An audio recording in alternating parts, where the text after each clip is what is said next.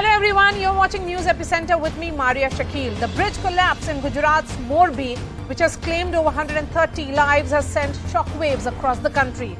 Over 50 children have died in this tragedy as hundreds used the bridge to gather for Chhath Puja. Recovery operations by the NDRF and SDRF have ended for the day and will continue tomorrow. CNN News18 has accessed CCTV footage which captures the moment when the bridge collapsed. In just 6 seconds, the bridge snapped under the weight of the crowd and over 100 people plunged to their death.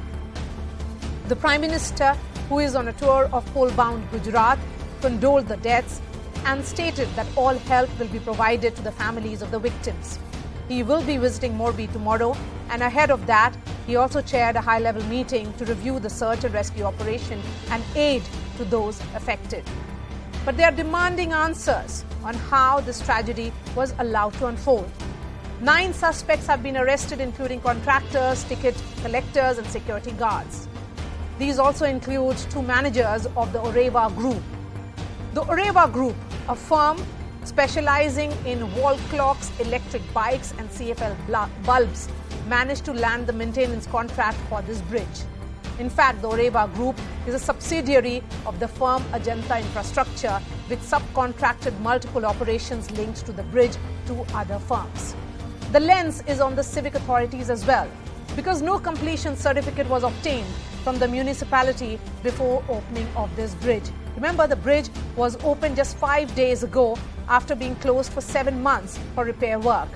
So why was it opened without any due diligence? Why weren't the proper checks done, both by the civic authorities and the firms involved, before the bridge was opened? Why wasn't there any security management to prevent overcrowding? Where does the buck stop when it comes to the web of contracts and subcontracts? There are glaring lapses for which the state administration must provide answers, as a special investigation tribunal has been initiated to get to the bottom of this. Before I open the debate, here's what happened today.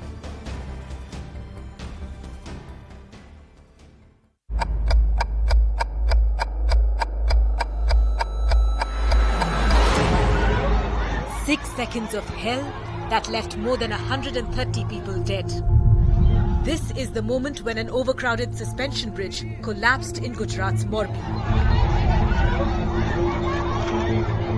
The cables of the bridge snapped, plunging hundreds into the Machu River. It is a responsibility of a company to use good products, and if already cables are corroded, then get the corroded cables replaced with the new ones. But that did not happen. The bridge had been renovated and reopened just 5 days ago on the 26th of October. But on Sunday, there was massive footfall due to Chhath Puja. प्रशासन अपनी ओर से सारा काम कर रहा है, लेकिन मैं अभी जहां पर हूं, ये जो गली आप देख रहे हैं, ये जो एरिया देख रहे हैं, अभी सुनसान हो गया है, क्योंकि इसी गली के 2 बच्चे थे, 2 युवा जो लड़के थे, उन्होंने अपनी जान गंवा दी है. In March this year, the bridge was closed to the public and Ahmedabad-based Oreva Group carried out the repair and renovation work. But despite the contract clearly stating that the bridge will be closed for 8 to 12 months, Oreva opened it back for the public 5 months in advance on the Gujarati New Year. हमने आज 9 लोगों को Covid test कराने के बाद इनको arrest किया गया है. इसमें जैसे जैसे इसका नाम खुलता जाएगा, पुलिस उसकी धरपकड़ करती जाएगी और किसी भी व्यक्ति को किसी भी कंडीशन में छोड़ने का पुलिस का कोई इरादा नहीं है. What's worse is that no fitness certificate was taken before reopening the bridge. Yet the company or its management have not been named in the FIR. Oreva group का कोई भी मालिक और जो एम्प्लॉय है वो सामने नहीं आया है. इतनी बड़ी दुर्घटना के बाद उसने दुख भी व्यक्त नहीं किया है, लेकिन पुलिस एक्शन में है. अभी जो 8 लोगों के अरेस्ट किया है, उसके बाद उसकी पूछताछ होगी और जो भी जिम्मेदार होंगे उसके पर एक्शन लिया जाएगा. On the day of the tragedy, tickets were sold to more than 600 people at a mere 17 rupees per person. And there was no sign of any crowd management. पुल टूटा हुआ देखा हमने 2 आदमी ने. एक मेरा दोस्त था कहीं भाई करके, दोनों साथ में वहाँ से आए अंदर. और जितना आदमी बचा सकते थे उतना बचा है। ओवर पीपल जो मतलब वो ट्रैवलिंग किया है ब्रिज के ऊपर, उसकी वजह से शायद लग रहा है कि उसकी वजह से ये जो हादसा हुआ है वो हुआ है। मैं 7 बजे से नदी में था और मेरे खुद ने एनडीआर की मदद के साथ मैंने 40-35 लाश निकाली, बच्चों की, बड़े की, सबकी। Prime Minister Modi, who's set to visit Morbi on Tuesday, paid condolences to the families of the victims.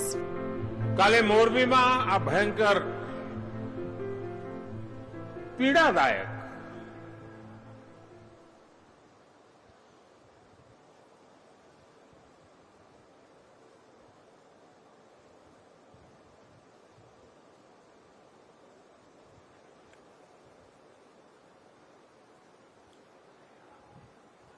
મન બહુ જ વ્યથિત હતું. As the dust settles on the Morbi bridge collapse, many questions remain unanswered. Why was the bridge reopened ahead of time and without any fitness certificate? Why was the bridge overcrowded and safety overlooked? And who is responsible for this man-made tragedy?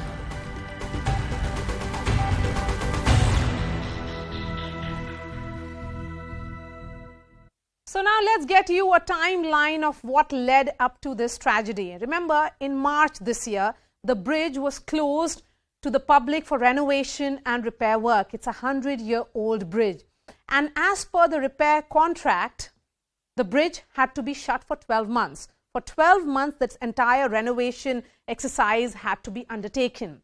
On October 26th, just 5 days back, the bridge was reopened 5 months ahead of schedule. What was really the need?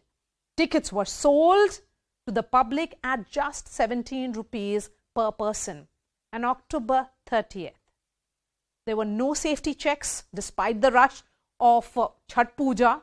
And then the unfortunate incident happened when the bridge snapped as it was loaded well beyond the capacity. But here is where many questions are being asked about fixing accountability. First, why the FIR states gross negligence and mismanagement, but the Oreva group has not been named? Why has Oreva group not been named in this FIR? Remember, the FIR states that the quality of the bridge was not checked. No fitness certificate given. We have highlighted how it was opened 5 months before schedule. But the Oreva group has not been named. 9 people have been arrested, including contractors, ticket sellers, security guards, and 2 Oreva managers. But no action has been taken against the company's top brass. Remember, Oreva is a subsidiary of Ajanta Infrastructure. So are the authorities moving slowly? What about the top bosses of Oreva? Isn't this clearly a case of culpable homicide amounting to murder? Because, if anything, could this tragedy have been avoided completely? Joining me on the show, Sanju Verma, National Spokesperson of the BJP. We have Dr. Ami-Ben Yagnik, Member of Parliament of the Congress. Ajay Umat is Editor-in-Chief, Nav Gujarat Samay. We have Sudhir Krishna, he's the former Secretary Urban Development. And Aditi Rindani is a citizen of Gujarat and she has started a petition on change.org. Sanju Verma, Ajanta Oreva company, which was entrusted with its operation, started reopening it during the Diwali holidays without any official nod. The contract was signed between Morbi Municipal Corporation and Ajanta Oreva company in March 2022. The pact states that 8 to 12 months must be put into maintenance work by the company. The company has violated the terms and agreement, and more so it has led to a tragedy of this nature. My question is, doesn't the buck stop also with the civic authorities? Shouldn't they have shut it down when it was opened? I'm not going to beat around the bush. I'll come straight to the point. Yes, the fact that despite there being a cool-off period of 8 to 12 months during which the maintenance work is underway, despite that being clearly specified in the contractual obligation which falls on the shoulders of the Ajanta Group, they chose to defy the terms of the contract and opened the bridge to the public 4 to 5 months ahead of schedule, which means that, people within the Ajanta Group, right from the top brass to the junior staff, anybody who's responsible, big fish or small fish, they will be nailed and they will be brought to book. Now, coming to the Morbi Nagar Palika, which is also one of the stakeholders in this entire horrific tragedy, I will say this. Yes, there has been some negligence on the part of the Morbi Nagar Palika also, because if the bridge was open to the public on 26th of October, 26th, 27th, 28th, 29th, 30th, on 30th, this horrific tragedy happened. So for 5 days, it was up and running. I think the Nagar Palika had the time to see that contractual obligations were defied and over-ticketing was done. More than 150 or 200 people, which is what the bridge can bear in terms of capacity. More than that was the number of people who were thronging the bridge. I think all this, was visible, and I think heads need to roll. Absolutely. And from what I know of Prime Minister Narendra Modi, transparency and accountability are the two hallmarks of the Modi government. And in this case, the BJP has been in power for 27 long years in Gujarat. For us, the people come first. And if that means that even heads within our own dispensation need to roll, that will happen. Irrespective of who the person is, accountability will be fixed. Okay. Because that is what a good and accountable government does. Sanju here talking about the role of the civic authorities as well, and that's important to be highlighted too. Coming on this, Sudhir Krishna, what exactly is the process that is followed here? Because if you look at it, there is trail of negligence from the word go. Safety audits when it is carried out, in this particular case, there was no safety audit that was carried out either after renovation work. And perhaps the renovation work was not even completed. And what was this rush to open it? Absolutely. I think there have been a chain of mismanagement of the whole activity right from the word go. As I understand, after reading all the papers and the news, that the agency that was awarded the work itself was not apparently competent enough. And the authorities, I understand, as I can make out, the authorities who were to handle this, the engineers and whosoever, maybe the commissioner or a deputy commissioner, whosoever, it appears that they were also not competent enough.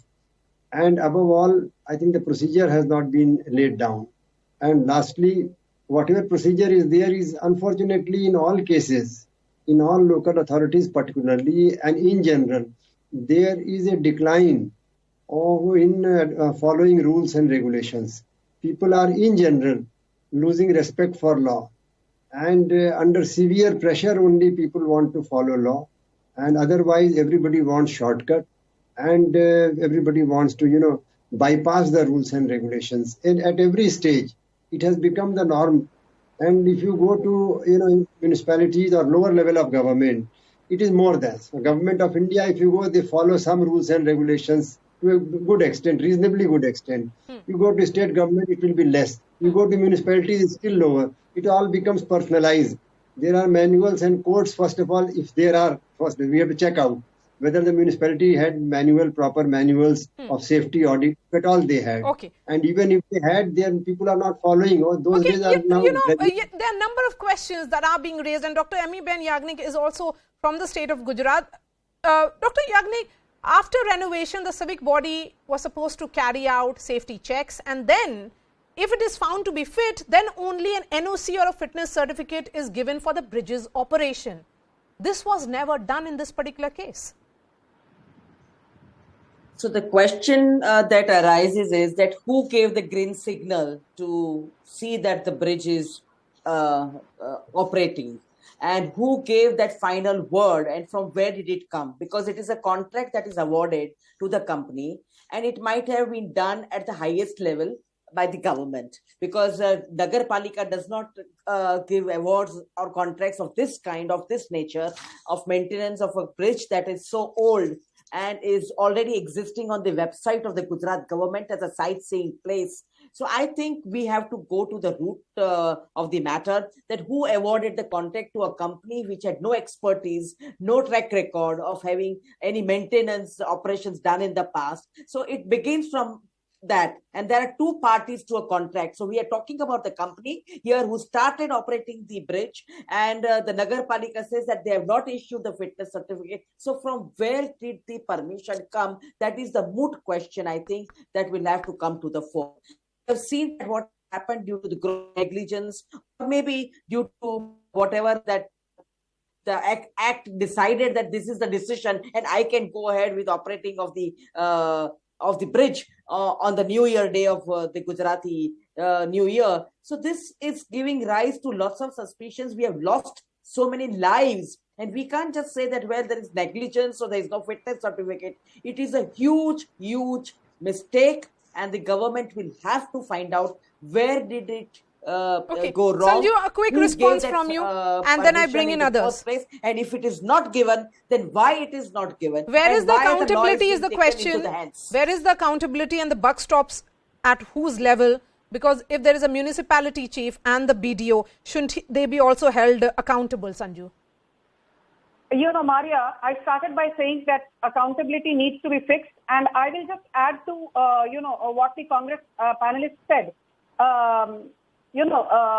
Obviously there are decisions which are under the purview of the Morbi Nagar Palika, and there are some decisions which are taken by the respective state government. But I want to make it very clear that the decision to award the contract for renovation was taken on a standalone basis by the Morbi Nagar Palika, and the contract was given on a PPP basis, which means that the responsibility for maintaining, for renovation, the owners of the Ajanta Group. And there's just one point which I want to make, which I think was by the Congress panelists. Ajanta Group is also the one which renovated, maintained the bridge between 2008 and 2018. So to say that they have had no prior experience is incorrect factually. This is there on the website of the Gujarat government, and it is not as if this company only manufactures wall clocks. It is there into construction business, into transportation, into textiles, and it's a small conglomerate with a 800 crore plus turnover. Okay. I'm not a spokesperson for the Ajanta Group, but Yes. they have had prior experience in this particular field. Okay. That is my limited point. They are not amateurs. We have Ajay Ummat on the show as well. Ajay Ummat, even though the bridge operation was handed over to Ajanta Oreva company, the civic authorities perhaps did not keep tab on how it was being operated. My question is, there is a case of overcrowding as well here. The bridge capacity on any given moment was around 100 to 150. When the tragedy unfolded, there were over 300 plus people who were there on this bridge. The question is, who allowed that? Because if you look at this entire, and as Sanju was pointing out, besides the company getting it, because the Morbi chief security officer actually highlighted that this company was awarded the contract in 2008 till 2018 for 10 years. The larger question is also about overcrowding. Can that be overlooked here? What Sanju said is absolutely correct. Why this contract was, I am also not for Oreva, but they were given because, they were the local big corporate house, and, it was part of their CSR that they have done it after earthquake in Gujarat, that they had taken responsibility of restoration and renovation of this project in 2007. And it was again awarded to them only because of this reason that, they can do better job. Unfortunately, without obtaining fitness certificate or feasibility report or, destruction test from a very credible agencies like, IIT Roorkee or IIT Kharagpur, they simply announce it on the New Year day, that is, preceding this on the second day of Diwali. And they thought that, during festival season, let us have it.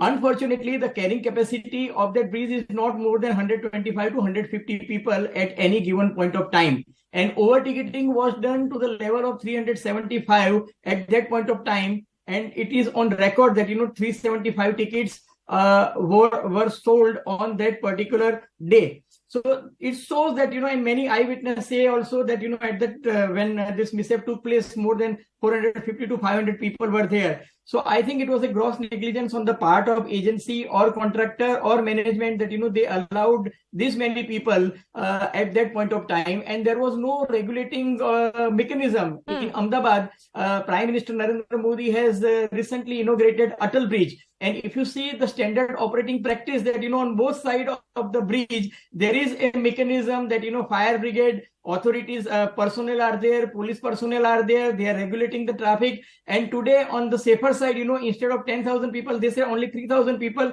will be allowed on this bridge. Whereas in this case of this bridge, I think it is a classic case of either it is a torsional bulking because of that, torque effect, or it was a slippage of, main cable from the pulley. And that is how from the main tower, and that may be the reason that, this mishap occurred. But Yes, it was a very, very over horrific 130 incident. people And dead, 125 people lost their lives. Yes, that's so unfortunate. And because of poor maintenance, multiple reasons, we can talk about overcrowding, the buck has to stop somewhere. And I'm looking at all those who have been named in this FIR. And that brings me to my fifth panelist, Aditi, who has started this petition on change.org and also is a resident of Gujarat. 9 persons, including 4 employees of the Oreva group, were arrested by the police on Monday, and they were charged with culpable homicide not amounting to murder in connection with this bridge collapse. Are you one of those who would say that because of this human tragedy of this nature, there have been fire tragedies that have happened in several parts of India? There is need to actually make it about a case of culpable homicide amounting to murder, because you may talk about the intention may not be there, but if your act leads to deaths of this nature, the scale of and the number of people who have lost their lives, it has to be a far grave punishment. Yes, Maria, thank you for having me, first of all. So I started this petition on change.org this evening itself. And I think I agree with what you are saying, because intention hardly matters. The outcome does, right? So first of all, there is gross negligence on all sides. There has not been enough actions taken. So like you mentioned in the starting of the panel discussion, 9 people have been arrested, but not one decision maker. I'm sure the ticket clerk was not a decision maker himself, right?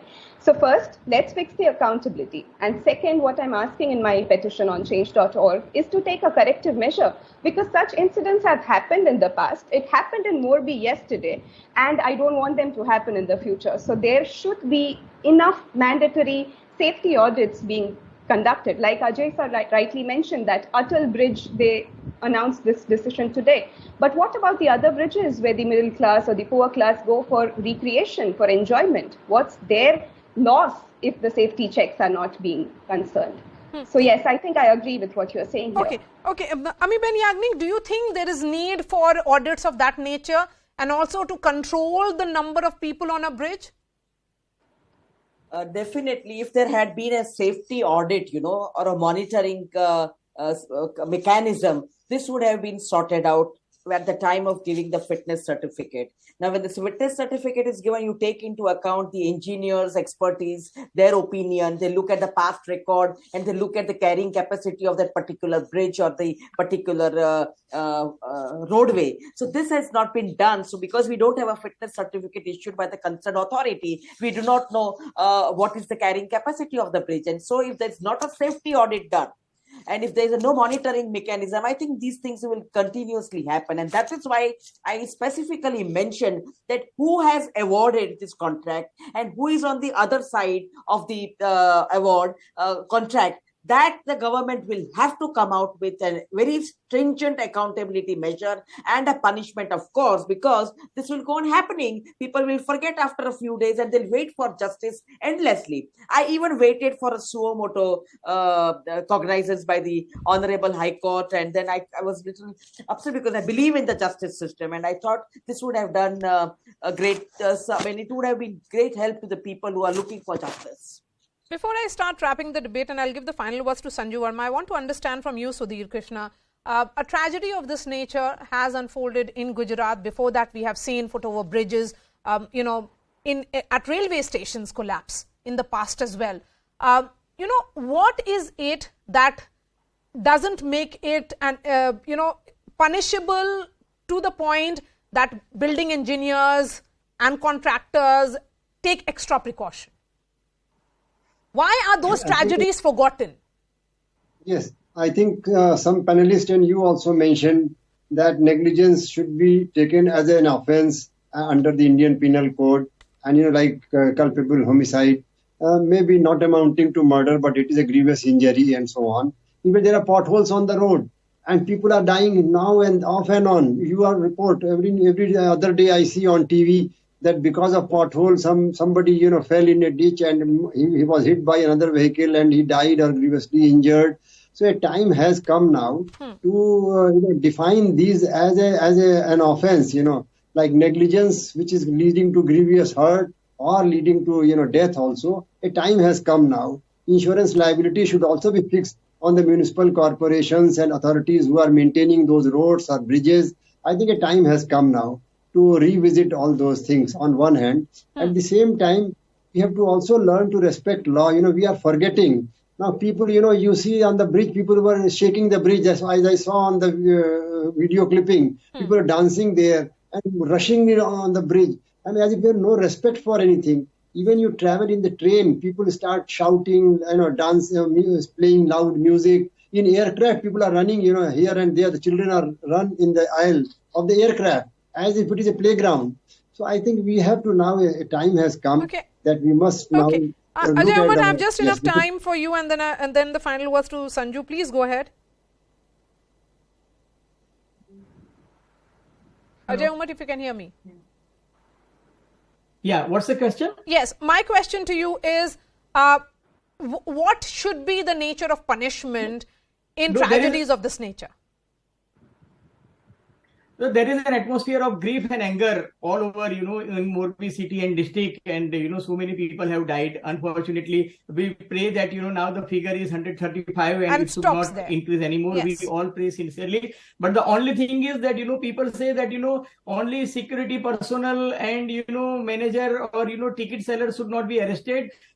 We should find out who is the real culprit and where the buck stops. So the real culprit should be arrested and action should be taken, as Sanjuji has rightly said that nobody should be, and we respect our Prime Minister who believes in transparency, and I am sure that X would fall on those persons who are responsible in this act. Yes, Sanju, that point, ticket clerks, security, these are the people who have been named in the FIR. What about the accountability on the top? I think, Maria, I started by saying that heads need to roll, and it need not be limited to the Nagar Palika. But equally, this is not about politics. I would wait for the forensic audit, which is underway, as has been mentioned by the Home Minister of Gujarat, Harsh Sanghvi. I'm also waiting for the outcome of the SIT, which is supposed to submit its report in less than 48 hours. And it is headed by no less than the Municipal Commissioner, Rajkumar Beniwal, and it also has the IG Police, Subhash Trivedi. So it's not an SIT which is a lame duck one, as one would like to allege, because a lot has been made out here. If bureaucrats ke saath bharti kar diya SIT, they will give a lame duck report. That is not going to be the case. If I know anything about Narendra Modi, it is this, that after being for power in Gujarat for 27 long years, we still do not take the voters and our electoral base for granted.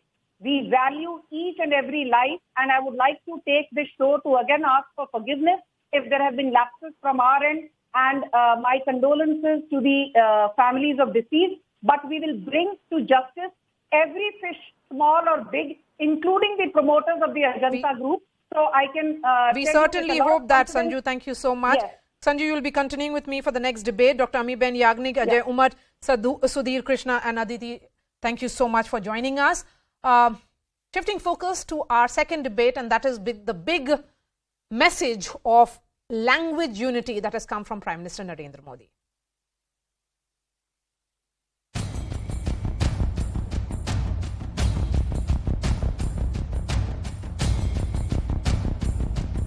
कभी एक भारतीय भाषा को दूसरी भारतीय भाषा का दुश्मन बनाने के लिए कैंपेन चलाए जाते हैं। इतिहास को भी इस तरफ पेश किया जाता है ताकि देश के लोग जुड़े नहीं बल्कि एक दूसरे से दूर हो। देश को कमजोर करने वाली ताकत गुलामी की मानसिकता के रूप में हमारे भीतर घर कर जाती है। भाषा ये अभिव्यक्ति है, भाषा क्षमता का परिचायक नहीं है। क्षमता आपकी अपनी है, इसकी अभिव्यक्ति कोई भाषा करता है। और भाषा की यह लघुता ग्रंथि के आप बाहर आ जाइए, कोई इंफीरियरिटी कॉम्प्लेक्स मत पालिए। आपके अंदर क्षमता है तो दुनिया को आपको सुनना ही पड़ेगा, चाहे आप अपनी भाषा में बोले या किसी भी भाषा में।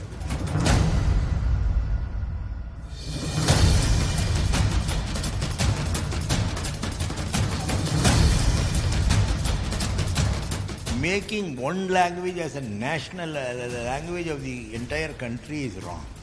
What the BJP is trying to do is to put make Hindi as the national language, which will affect 21 languages of this country. I don't know why the hidden agenda BJP government is implementing all over the India. It is very clear Hindi is not a national language, but intentionally BJP is trying to send the message it is a national language.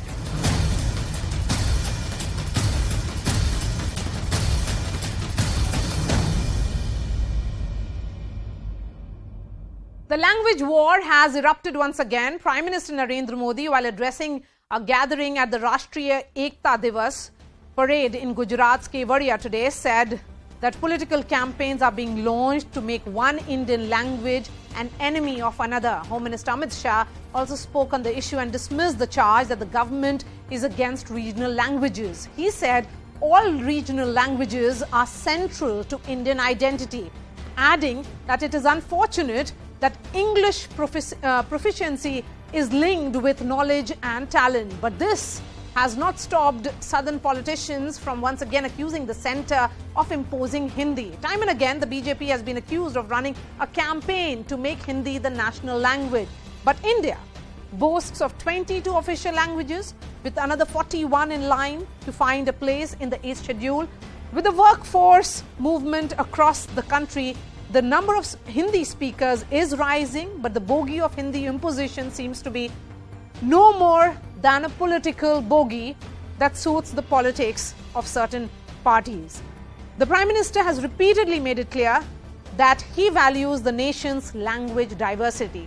Now, let me take you through the timeline of his repeated statements on it. On February 28, 2021, that is last year, he said, "I regret not being able to learn Tamil," adding that Tamil is a beautiful language and also the oldest in the world. On February 9th this year, he said that heritage of Tamil language known around the globe, calling it a rich, diverse language central to Indian culture. On May 20th, the Prime Minister said that BJP sees Indian culture in every regional language, adding that every regional language is linked to India's future. On May 26th, he said Tamil language is eternal and Tamil culture is global. On August 15th, his message was, we need to be proud of every language, adding that talent should not be restricted by language barriers. On October 19th, he said, we need to shed the slave mentality surrounding English, adding that the national education policy empowers local languages so that no one is left behind. So where is this entire Hindi imposition debate coming from? Sanju Verma, national spokesperson of the BJP, continues to be with us. We have Manu Sundaram of the DMK. Manu Sundaram, is this case of lost in translation perhaps? Because if anything, the message that is coming from the BJP is about coexistence, promoting Indian languages over English, that you should not suffer from any inferiority complex if you speak Hindi or you speak any of the Indian languages, Tamil, Telugu, any language. How is this Hindi imposition? Well, Maria, before I get to that, I do want to pay my respects to the victims of the Morbi Bridge collapse in Gujarat yesterday. You asked an important question, Maria, but I think the answer lies in the speech of the Home Minister himself today. Firstly, I take some level of concern from the use of the word regional language in his speech. I don't think it's fair to call any language regional language. As you know, the Constitution deems 22 languages to be official languages of the Union. You cannot say one is a regional and one is a pan-national language. So that is my first point. Secondly, the Home Minister finally has agreed that regional languages must be protected. And this is what we have been saying. We have been saying all 22 official languages of the Union must be treated on par. We have been advocating the cause for multilinguistic equality. That is the political platform my party, my organization, my movement believes in. Whereas on the other side, they are the ones who have in their manifesto said one nation, one language, one so and so, one so and so. But nevertheless, so therefore, if finally the Home Minister has come towards saying that all languages must be treated on par, then we welcome him to the good side and we hope that he will stick to his word. And finally, Maria, the problem has not that the Prime Minister or the Home Minister or other BJP leaders haven't spoken enough about this. The fact is they have spoken much but acted very little. Okay. Only last month, you had read out a very comprehensive timeline going back to, I think, February this year. But Maria, only 2 weeks ago, I was on this very channel where we were discussing the report filed by the official languages committee headed by the Home Minister. It was submitted to the President, and I asked one question to all of you through this channel, which is that have any of us seen a copy of this report? And Sanju, this come report, in. many Sanju, media please outlets, respond, I have not seen and a then copy, I'll play the soundbite of what the Home Minister actually said. Please go ahead. Many media Sanju, outlets. yes, Sanju, go ahead. He has made his point. Yes. Yes. Thank you, Maria. Yes. Maria, I will just quickly say this. This whole narrative that the Modi government is trying to impose Hindi, Hindu, Hindustan, and imposing Hindi, pardon me, is a form of Hindi imperialism, Hindi majoritarianism. I think that's a whole lot of hogwash, and I'll tell you why. I think from various platforms, even when the Prime Minister gets to react to the union budget, so often I have seen him quoting Tamil saints, particularly the likes of Thiruvalluvar, and saying that, he wish he knew this language. I'm a bit of a polyglot myself. I will just say this. There is a concept of regional language, and since the other panelists quoted the Constitution, if you respect the Constitution, it cannot be half-baked.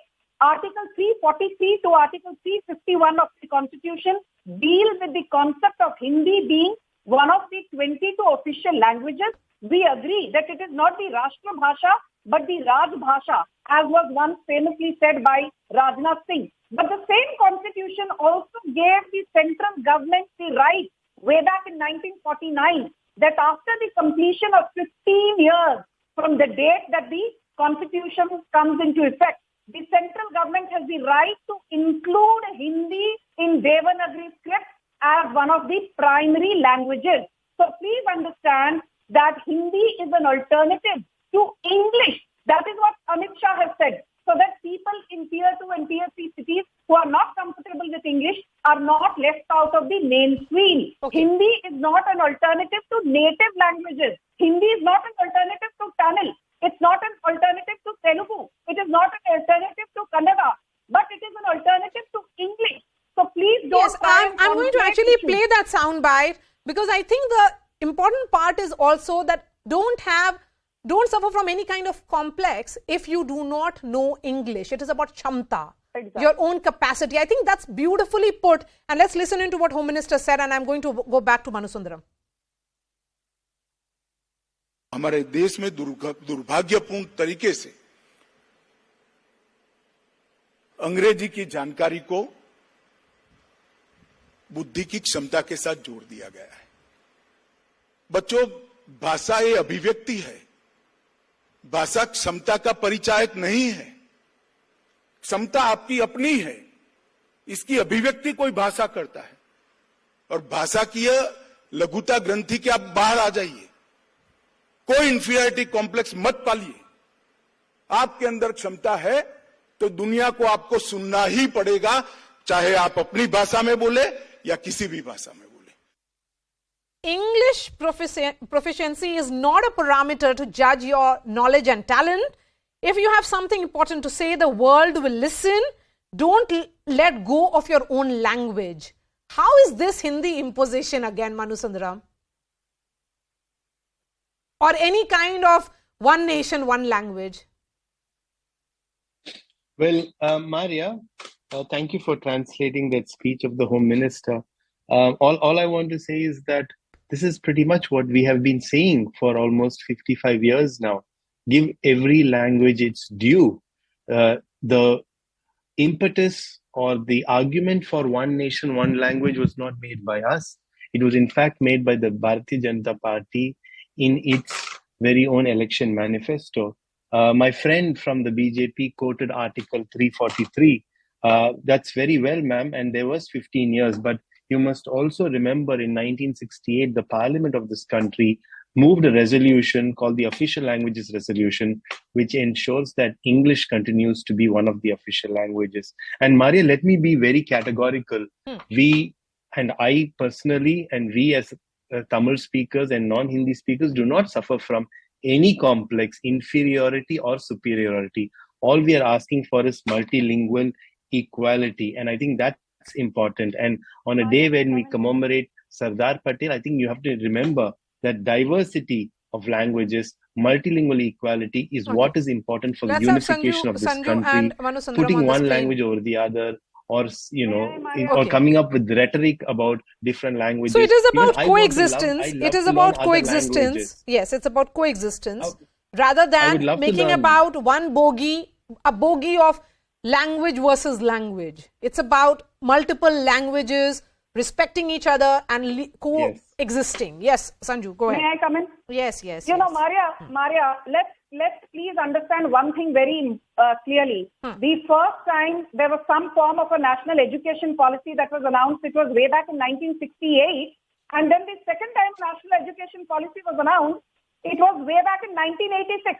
After 1986, you've never really had a concrete national education policy. So all that Amit Shah and Narendra Modi have been reinforcing after we announced the national education policy, 3 years back, is that do not have a slavish mentality with respect to thinking कि भाई English आती है, so we are cool, we are a part of the intelligentsia, हमको English नहीं आती है, then we are not good enough to be a part of the mainstream. And don't forget in 2008-9, when the Congress was in power in Maharashtra, they said that certain exams can only be given in Marathi. I clearly remember Ashok Chavan saying that in Maharashtra, the local railway exams, the local banking exams will all be given in Marathi, and the DMK had said yes, that is the way it should be. So the fact is, let's have a fine balance between Hindi, English, and your native language, which is what the national education policy says, without dismantling the 3-language structure, which is what most states follow, apart from Tamil Nadu, which largely follows the 2-language rule. But it is time for Tamil Nadu to fall in line and have the 3-language formula in place in schools and colleges. If other states can do it, why can't you? Okay, why can't you? Manu Sundaram? There's a very simple explanation. When we can communicate with English with Ms. Sanju Verma and with Maria Shakil from 2 other parts of the country, I don't feel I need to learn Hindi. Secondly, learning Hindi, which may be a first language to someone else from a Hindi-speaking state, and me learning Hindi would not be the same. It is akin to me asking, why would you not learn Tamil or Telugu or Marathi or Bengali or Assamese? So therefore, this no. Ma'am, that might be your opinion, and you're entitled to that. And but my point is very simple. If you would like to stick to the Constitution, and let me just complete. If you'd like to stick to the 8th schedule of the Constitution and honor the promise that every language, there are 22 languages, not Tamil, or it's not about Assamese, or it's not about Saintali or Kannada or Malayalam. It is about 22 languages. Treat them on par. Treat them equally. Do not, if you are going to produce a report and give it to the president, have the decency to publish it and share it with the rest of the country. Ensure that in the United Nations, not one language is given priority over others. Make sure that instead of just paying lip service to other languages and saying that you would like to learn other languages, actually treat other language speakers with respect. I think that is important, and I think that will honor the true spirit of Sardar Patel and the Constitution. Parochialism of how BJP is trying to impose Hindi, whereas it is you who's suffering from an inferiority complex. I would love to know Tamil. Why don't you want to learn? I would love to learn Telugu. Why are you so hamstrung about not wanting to learn Hindi? Mari, primary that's a official language false. as per Article That, 343. that's a false understanding, ma'am. I don't think anybody is It's not a against false learning Hindi understanding. or Article any other 343 language. is crystal We are clear. against. The primary official language is Hindi. Please go and read before you come and debate. You are clearly confused and you suffer Ma'am, from a parochial mindset. I have one question to you, and I would like this question to be, Have you read the National actually Education directed to the moderator as well, It's which is clearly very said in simple. Class 8, If we need to if give you preference if you to the believe native if language believe, of a particular please state. please The listen to me. National Please give me a Education chance. Policy I know you've All been right. speaking We for a have while. really come to the end of this discussion. Manu Sundaram and Sanju Verma, thank you so much for joining us. We are slipping into a short break. Up next, the reality of the zero COVID lockdown in China. That story when I return. Stay with us.